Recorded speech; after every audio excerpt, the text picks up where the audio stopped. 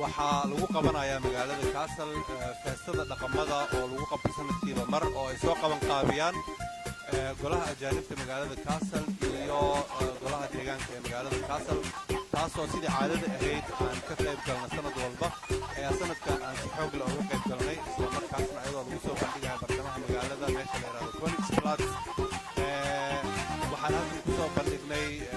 waxyaalo fara badan oo dhaqanka Soomaalida ay leeyihiin sida waxyaalaha baadiyaha ay caan ku yihiin sida dhiilaha haamaha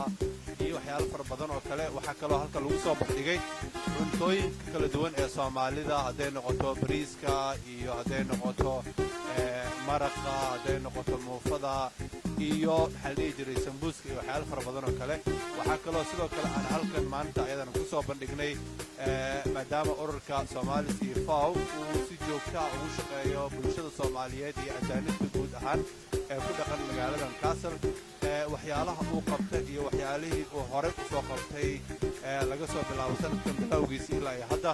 oo ay ku xusan tahay activity-yadii iyo maxaa la jiray barnaamijyada ay qabteen sawiradoodii boorkan iga Somalis iyo FAO haddaan mar kale idiin sheego waa urur Soomaaliyeed ama jaaliyad Soomaaliyeed oo ka jirta magaalada Kassel waxayna u qabataa Soomaalida oo ay ka caawisaa dhanka integrationka waxay ka caawisaa dhanka luqadda waxay ka caawisaa dhanka xafiisyada waxay ka caawisaa dhanka arrimaha qaxootiga waxay ka caawisaa qofkii cusub guri doonaya inay ka caawiso dhanka isdhexgalka dadka dhanka dhinacyo fara badan iyo inay dhaqanka Soomaalida iyo magaca Soomaalida kor u qaado